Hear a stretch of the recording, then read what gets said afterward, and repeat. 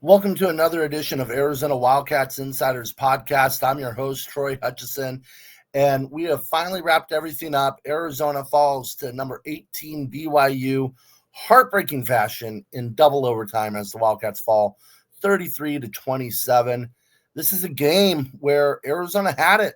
It was in their hands. It was in their claws. And they let it slip right through their fingers.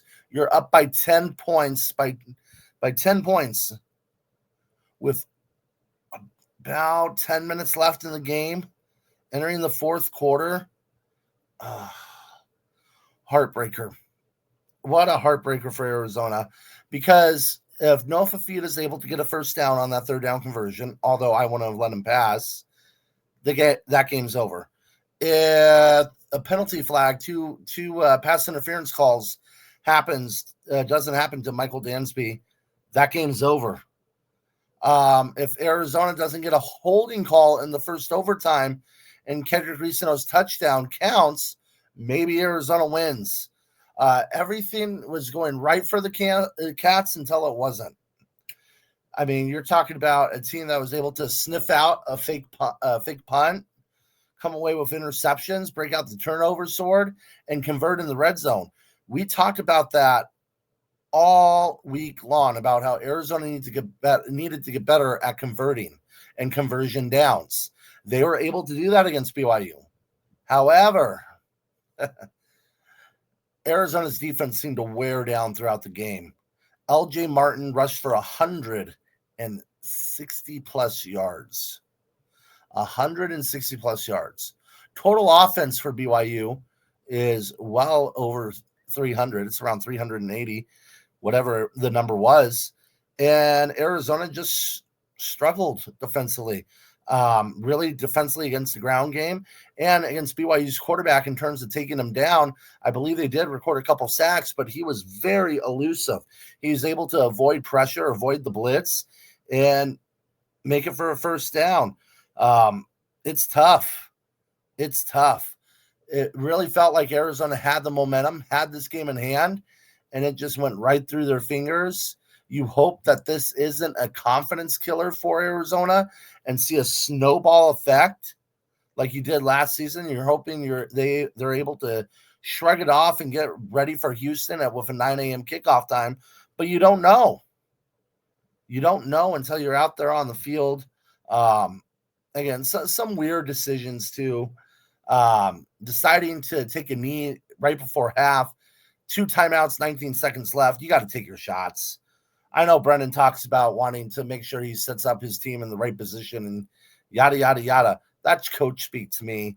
You got to take the shots when they're there, especially against a BYU defense who's very good, a BYU defense that's been very stingy against Arizona.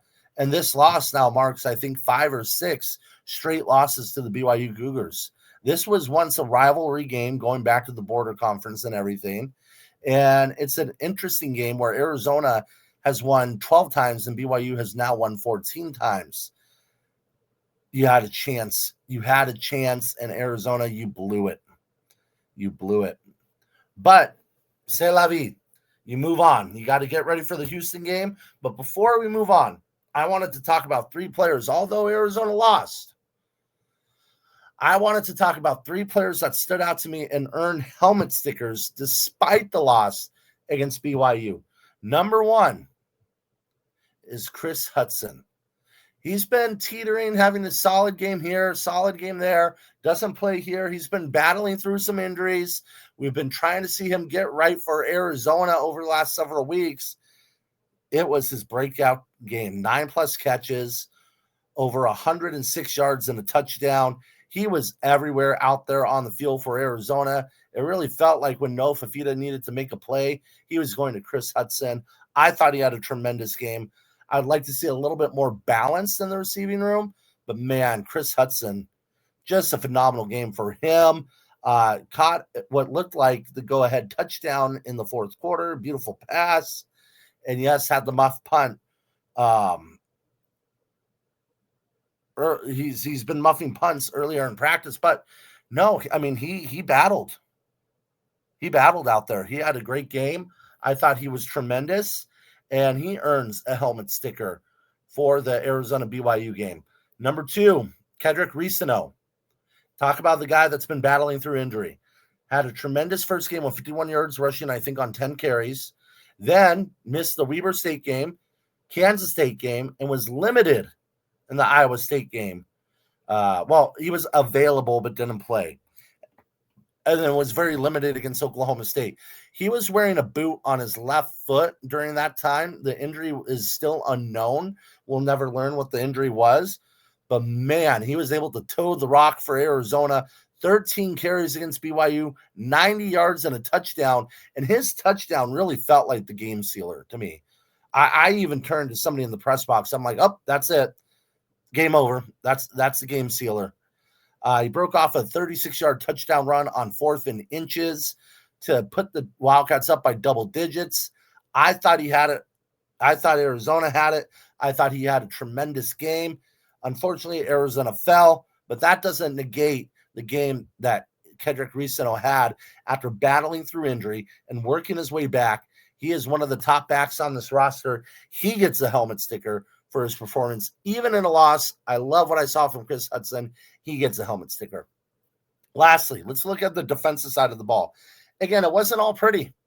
It was not all pretty with BYU rushing for over 219 yards and a little bit more, 200 and change.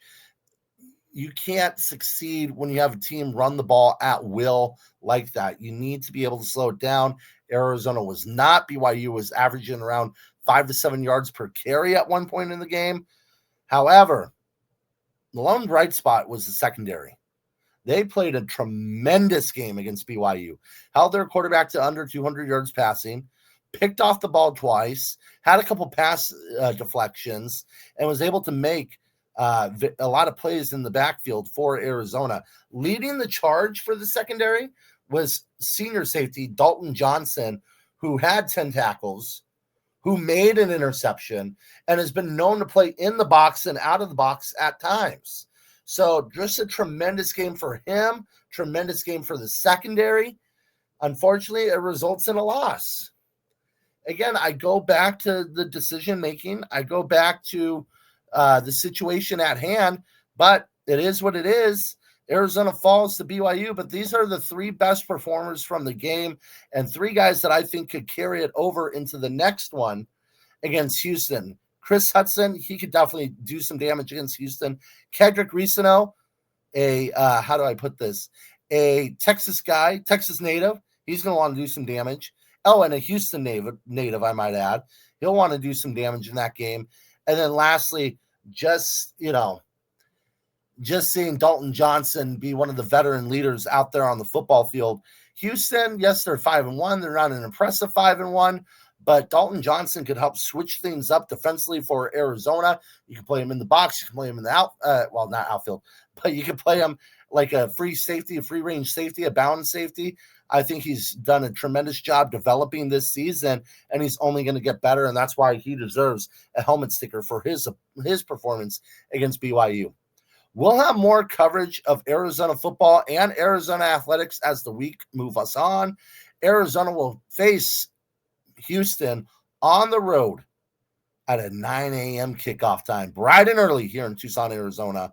The 2 teams will square off. Arizona looking for its 5th victory of the season. Houston looking for their bowl clinching victory, making it 6 wins there. So something's got to give. Be sure to follow our website, Arizona Wildcats on SI. Follow our Twitter account at Arizona Wildcats on SI, or follow me, Troy Hutchison, at THutch1995, and we'll see you next time.